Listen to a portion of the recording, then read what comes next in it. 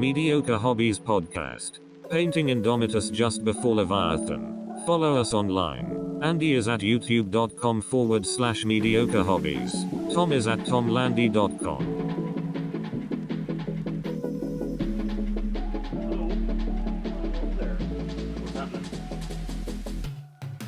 Hello guys, welcome back to another episode of the Mediocre Hobbies podcast. Myself and Mr. Landy are of course sitting here talking nonsense, and this time we're going to be focusing on Leviathan, on my crazy Leviathan challenge, talking about some points and some other gribbly bits, and generally just trying to decide how to proceed with new 40k. Would you say that's a fair assessment?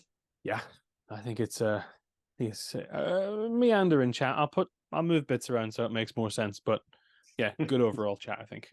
New 40k points. How good are Wraith Knights? Apparently they're ridiculous, but I won't know that until we record the rest of this podcast that we already recorded. How are you, sir? Oh, I'm grand. I'm not doing this. What's that? Leviathan. How are you doing? That's old news. What are you talking about? Been doing that for a week, so. Oh, well. Something else that's been going on for weeks, but I just got him. Couldn't put his hat on. I prefer the helmet head, but I wanted the banner as well, so I couldn't put it on. It's a shame. Yeah, I don't like them with both. No, doesn't make sense. Does not make sense. Poll on my video asking people if I should cut off the banner, and I was expecting people to agree with me, and everyone's like, no, leave it on. I'm like, damn it. Yeah, I almost cut the banner off, and then I didn't. Then I was like, I had the helmet in my hand, ready to stick it in, and I was like, can you use the other head? Can't do it. Can't do it. I really think it would have been better with the Watcher holding the banner. Oh, and then the helmet on. How cool would that have been? Sat on his shoulder. So Leviathan week. I've set up Leviathan, as you can see. Yeah, it looks beautiful. Beautiful. What I could be bothered to build so far. Have you started with the Tyranids, or have you built all the Marines already? No, so I assume you've seen my Instagram. So what I did was I built anything that I thought was interesting and that I had questions about. So this guy, I had questions about him because is he really as big as a Redemptor Dreadnought? The answer is yes.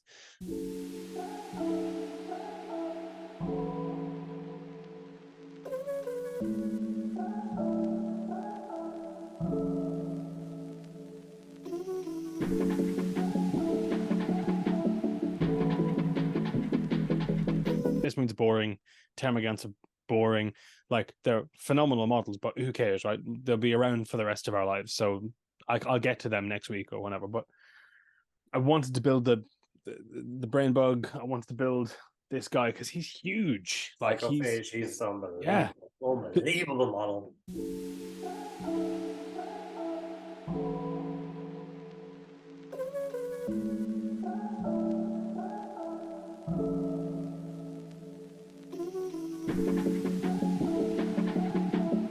Because the obvious, like, counterpoint to this is the Chaos Spider, which is on a much smaller base. And 100mm round base, yeah. Yeah.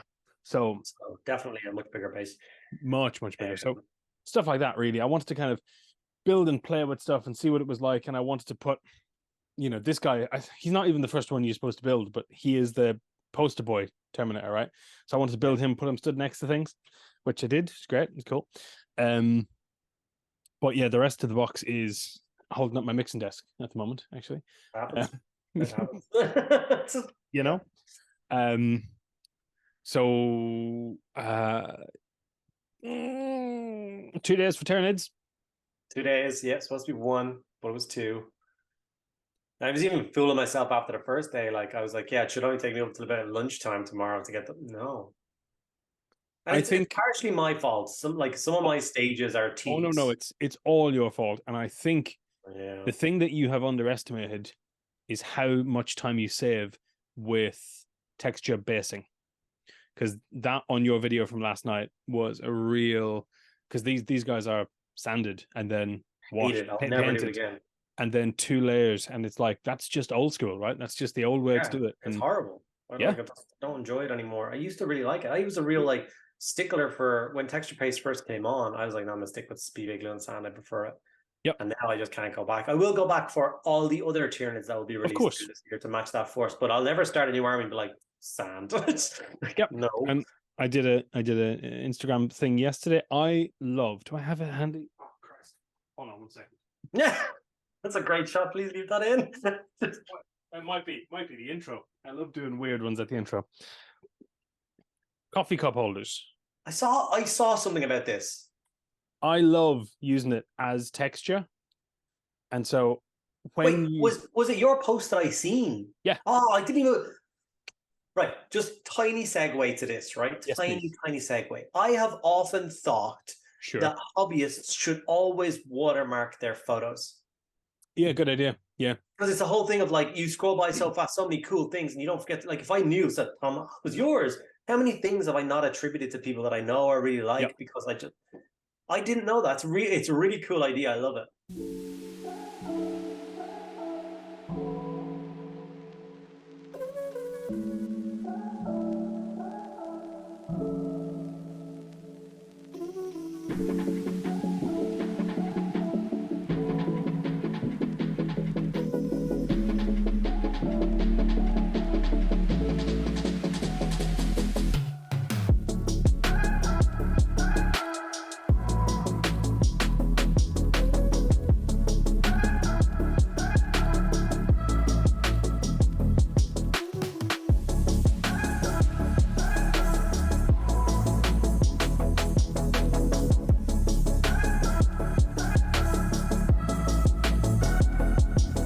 So I did this originally. I'll superimpose images in the video for my Chaos Knights because I wanted something as base texture, but I don't know what it was. I couldn't get cork at the time. I was used to the kind of old school standard 2 pieces of cork, and that was the base.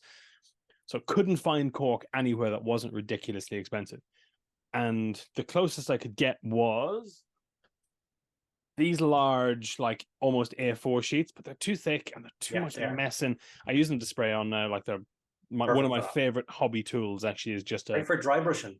Yeah. I've got a pack of them. I can see 1, 2, 4 of them in this room. So they're in use all the time. And I was like, what do I need? I need something because I use the Vallejo. Here it is. There's so little of me on camera for this. So I love this stuff, right? It's the same as you use AK, right? Yeah. So exactly the same kind of stuff. It's just I have some of the Vallejo stuff as well. So. Love it, but it's great stuff. Really is. Reason I bought it is because I'm cheap, and it's 200 mil for I think it's a tenner versus like what's Games Workshop's 12, 15, 20 mil for £8, something like that. Yeah, it's ridiculous. So like I understand why it costs that much. Their stuff is really good. This is a better product, I think. Haven't used the AK stuff, but I think it's pretty much the same. So I know everyone who uses it loves it. And I wanted to find a way to make bases. So I was like, cardboard's great. And I had loads of these like coffee things lying around, and I literally just ripped the corner off one, stuck it down as a piece, and then like filled in the side of it. And I'll do a 360 on the video here to show people, but it is like the most rock-like texture you can get because it just is this. Because I literally just use my Leviathan to weigh it down, and it just crushes down. It's almost flat, so when you I can take any model I want and just basically plump it straight on top of it. And it works. Yeah, this is like a dry brush, so good.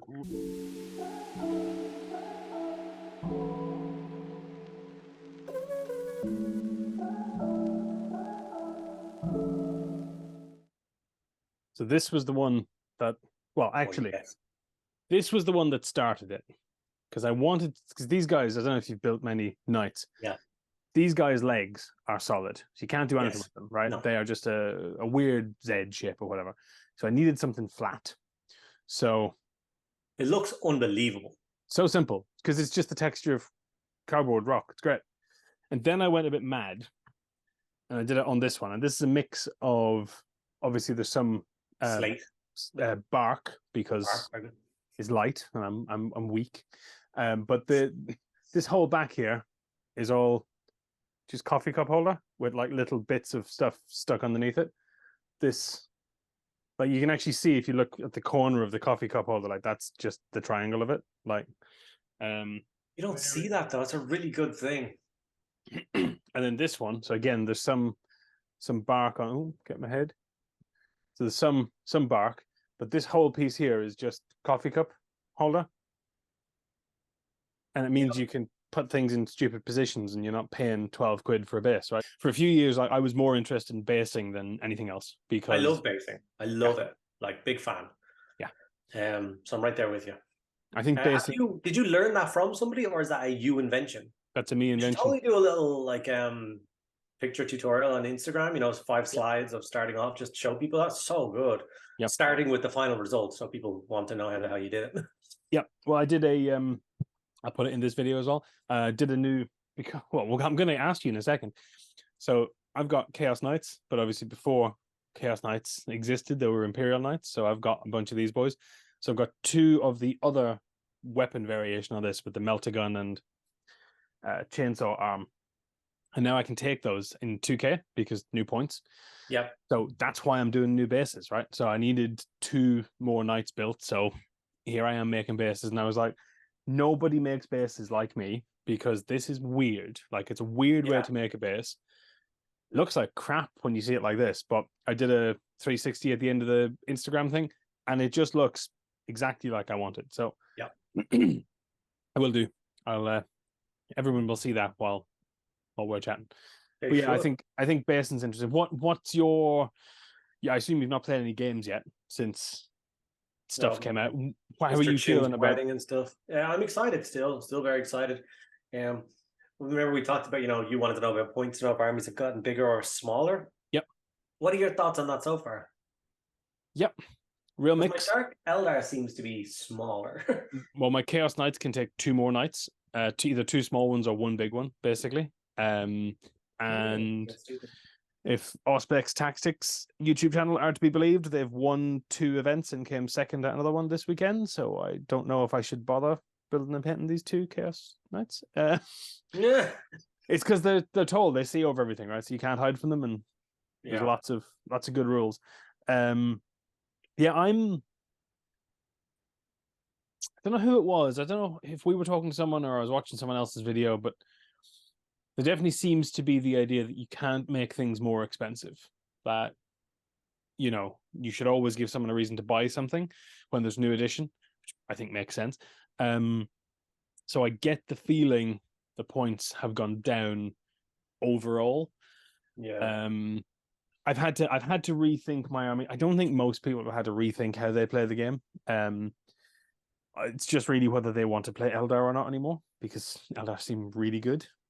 I think I do. That's one of those like pet peeves that I have with people is like they'll get the raw information and then they'll be like, "This is the verdict." I'm like, that's not the verdict, because once you give this thing like 3 months now, your opinions will change on everything and what the power, because you'll play it in a game and you'll see different combinations and it'll make more sense. People who just take the tiniest piece of information and go, everything is ruined. Like, no, it's not. Yeah. Take a breath. They are really good though. Yeah. Wraith Knights are ridiculous. Like, you can just do 36 mortal wounds to something because it's on the board. So, whatever. I think that'll be fixed whenever it happens, but what's the statistics of getting 36 mortal wounds on something? So you roll 12 dice at the start of the game, and you can substitute those for whatever you want, basically. And then because its big lance thing does D6 mortal wounds, you can just use 6s, and there are a couple of ways to just generate more dice. So, and also the mechanic where, as at the start of the game, you roll those 12 dice. If you don't like what you get, you roll 11 dice. If you don't like what you get, you roll 10 dice. And if you don't like what you get, you roll 9 dice. So you essentially just keep rolling until you get whatever you want from it, and then kind of go for it. I don't think it's a big deal. No. I think it could be a real big deal, but if you're playing if someone rolls 4 or 5 6s at the start of the game, then you're going to be in trouble. Yeah. Well, I mean, also Farseers just turn numbers to sixes.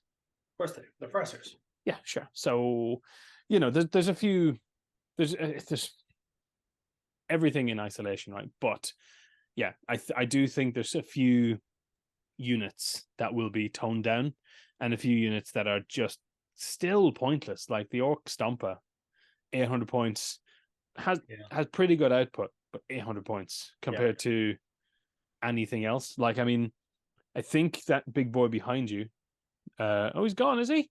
Yeah, he's over there in the Leviathan table for recording these two. So that big boy, I think he's now 1,200 points for a Warhound, which means you can take a Warhound and some units. But he went from 2,000 points to 1,200 points. Like that's the kind of drasticness where they're really, because like in realistic terms, he hasn't interacted with the game very differently to when he did in the last edition. If you know what I mean. So how do you justify an 800 point drop or because when I first got him, he was 750 points. Yeah. I'm like, his rules haven't really changed all that much, and he went to 2,000. I'm like, why are you making him unplayable? Well, what do we know? We a week into Leviathan? Yeah. So most people, if they ordered it, would have got it Saturday. In the last 5 days from when we're recording this. So people have played their first games, blah blah blah, whatever. I'm seeing from the groups I'm in huge vehicle meta. Like vehicles are tough. Vehicles are really hard to beat. Not a lot of units are equipped to take out even a Rhino anymore because it's now much higher toughness compared to what it was and everything else. Like a weekend, give it 6 weeks, we're all going to have dedicated anti-vehicle things, and it's just going to knock it right down. I think the way I see the results from last weekend's kind of tournaments is that Angron's really good against vehicles because he's massive and he does crazy amount of damage and he does it up close.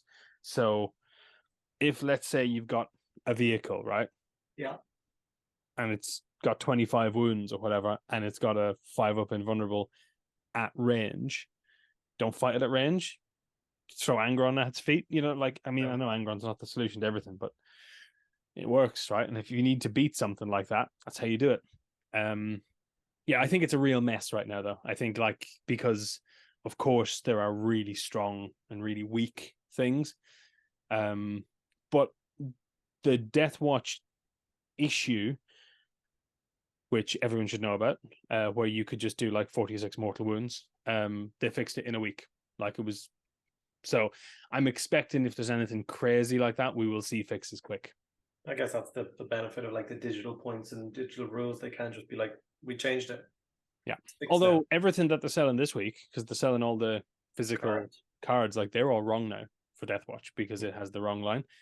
But I mean, I think I'm still not sure whether I've got the two lines of thinking. I'll buy all the cards. I'm like, that'll cost me about 400 quid.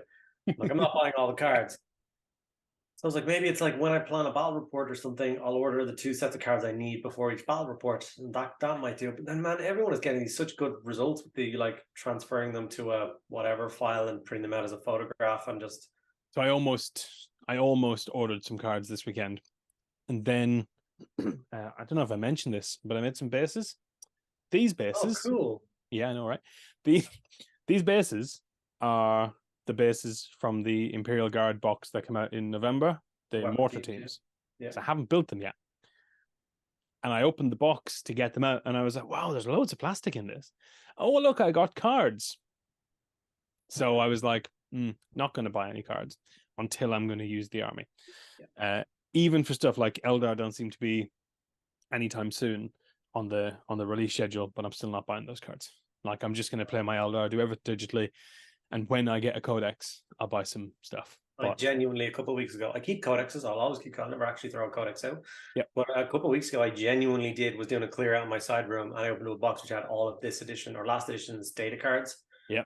And I literally went down to the green bin. There's a recycling bin. I just went, no, not dealing with these. I'm not keeping them. I'll never open a packet of them. I'll never why? Yeah.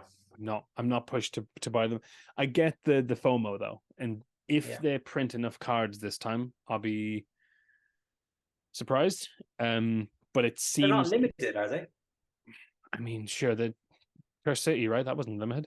You just don't know right? You just don't know until they tell you there's none left. And Yeah. I honestly don't know. I don't think they've said that they're limited or not, but we also don't know when we're getting codexes. So, like, between now and Christmas, we'll have Tyranids and we'll have Space Marines. Space Marines. I would assume that those cards will not be limited, but the current run might be, because they're index cards, basically. Who knows? Who knows? Right. Yeah. And also, I mean, I was talking to Greg Dan, ImperialTruth.com, does a lot of podcasts on Horus Heresy. Every time Warhammer Community does an article, he's like, yeah, I read the rules and it was different on Warhammer Community, what was in the printed book. And you're like, you know, they don't know everything. So if it's said, that doesn't mean it's real, which not their fault. They're going with what they've got, but yeah, it's seems to be a rough department to kind of get info for when your job is press, but no one's told you the answer.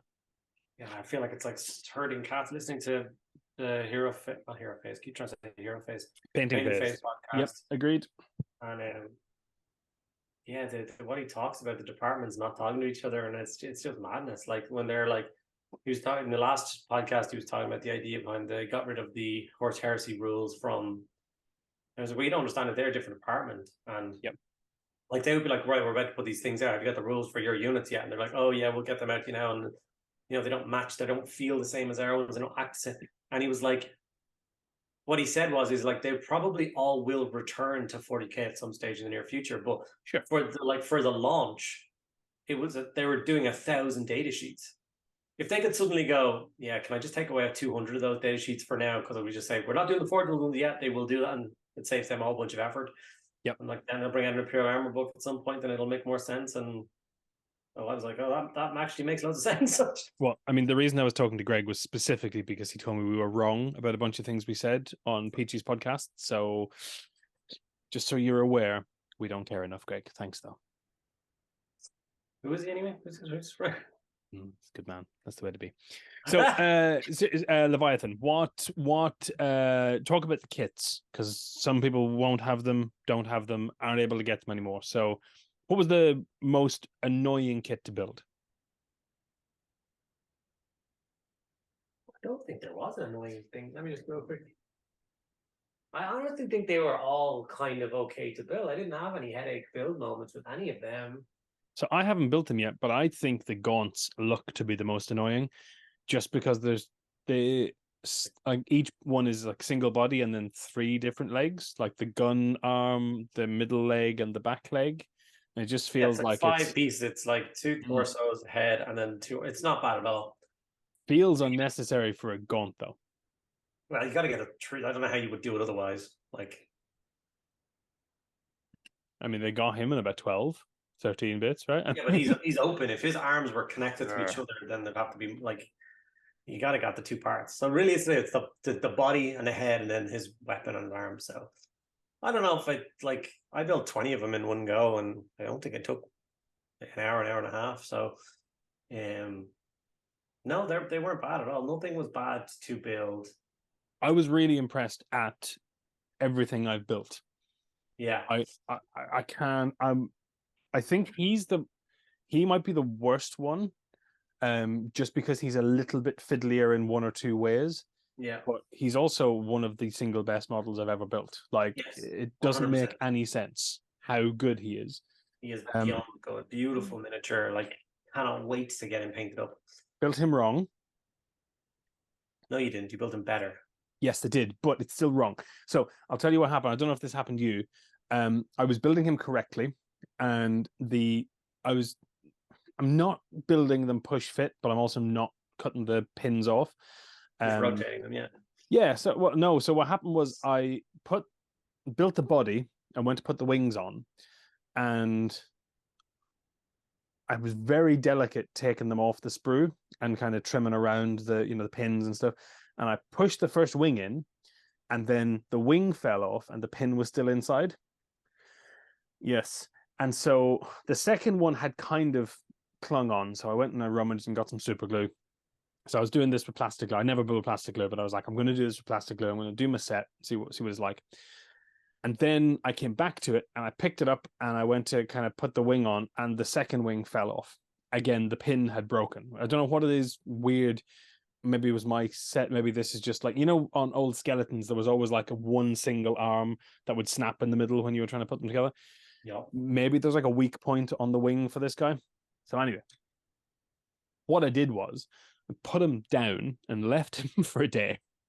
And then I picked him back up and I stuck the wings on and I looked at him and I went, he looks completely wrong, but I really like it.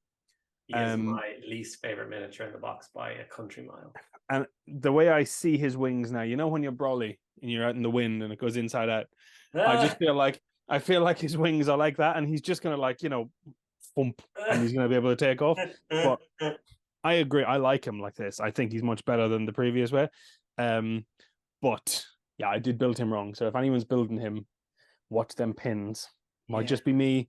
Maybe I'm just clumsy. I'm very new to the hobby. It's only been what? Wish I could go back and swap the arms and the wings around. You can just use a knife. Oh, no, he's painted now anyway. So. Well, yeah, true. So, yeah, what about the wings on the top? Like, I don't like the wings in the middle. It just doesn't sit well with me. It's like I know it's right, but my brain is like, you did that wrong. Like, no, I didn't. No, you did. That's wrong. You did that wrong. Are there any real animals that have wings and 4 legs, or 2 arms and 2 legs? No, just mythical ones, right? Like it's not based on an animal, and this is where we have. Yeah, no, yeah. There's nothing that I can think of. No, I can't think of it. Wiring 2 sets of shoulder blades and stuff to make that work.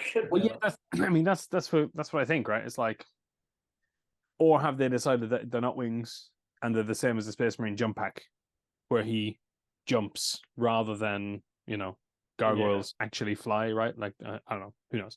I didn't design him. I would have designed him differently. Yeah, for sure. Done something better with him, because he's not bad. He's just the baddest of the box. Yeah, that's saying something though, because it's a really good box. Yeah, and he's really good.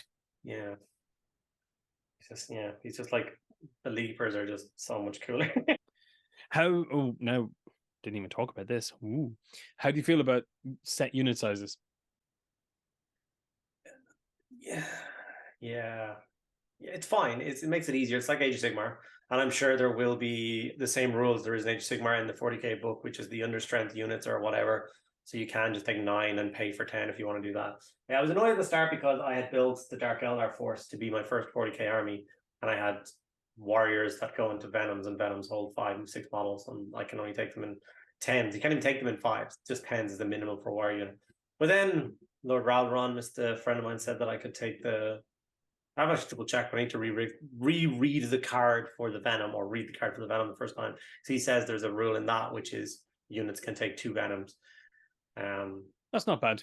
So yeah, I think some things are funny, and I think it's the difference between people who make the box sets and people who make the rules. Like I know everyone has said it, the Death Guard one is still the funniest. You can take them in 7. 5 or 10. The box comes in 7. Well, it's just so funny. But it's like, if you're writing rules, literally 1,000 rules, and every other box set in the game comes in 10s. Like, that's just what they're like. Yeah, it comes in 10s, obviously, no 7s. So I was asking on Twitch the other day about my Hive Fleet, saying it's now kind of like an official Hive Fleet. Not official as in official as in, like, that's what I've named my Hive Fleet. Like, it's a thing, and because I put out a video on how to do it, more people are now doing it. I've seen like 5 or 6 people being like, I'm doing your thing. I'm like, oh, okay, let's just do that.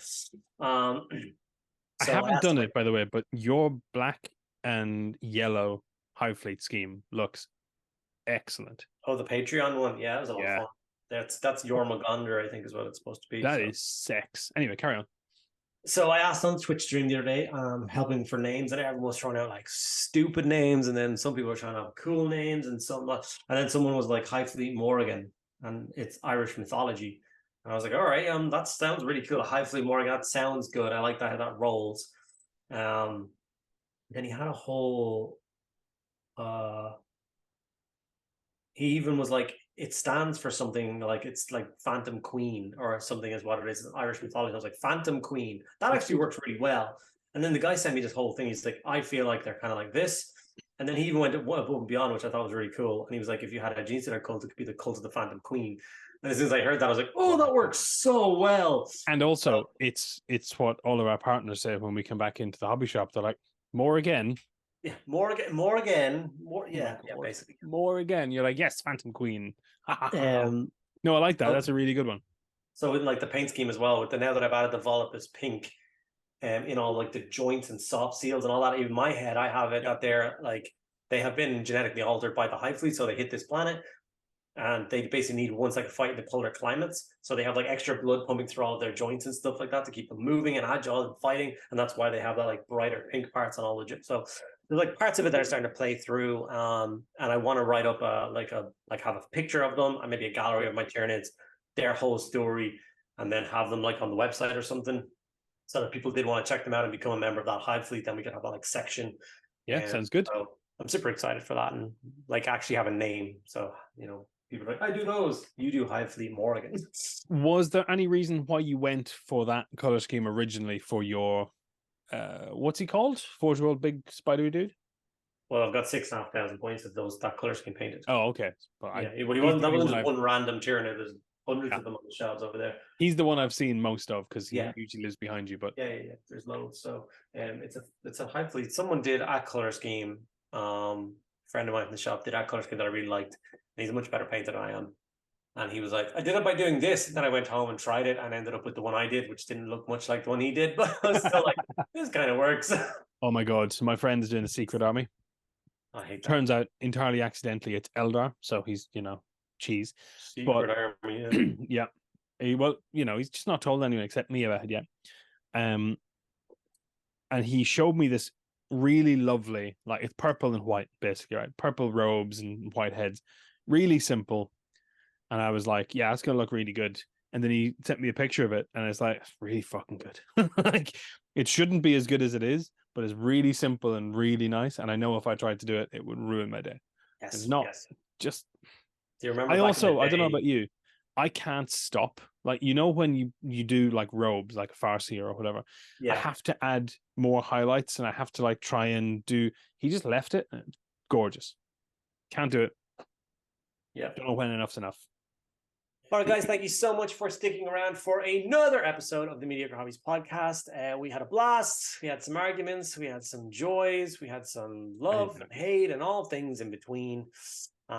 This was a real show and tell episode for me, wasn't it? Yeah, you were gone half the time. Your hand would just come in with models all the time and talking about coffee stir cups, and you're a madman. Just like doing this. Oh, jeez. So I hope you guys enjoyed it. If you did, make sure you do the usual things like comment, subscribe. Any requests you want for future episode topics, put it in the thing below. We will have a look and decide whether it's useful or not. But we didn't talk about actually that I am really keen on right now, and maybe we'll know more on Saturday. But pick a movement tray, any movement tray. Yep. Saturday we shall know more. So when we record the next podcast episode, which will be probably the Monday, so it'll be fresh in our heads. So although that's the Beat the Wargamer episode, isn't it, that week? So never mind. Well, I mean, we've already shunted him this week, so we better put him out, or he'll get mad at us. He's not mad.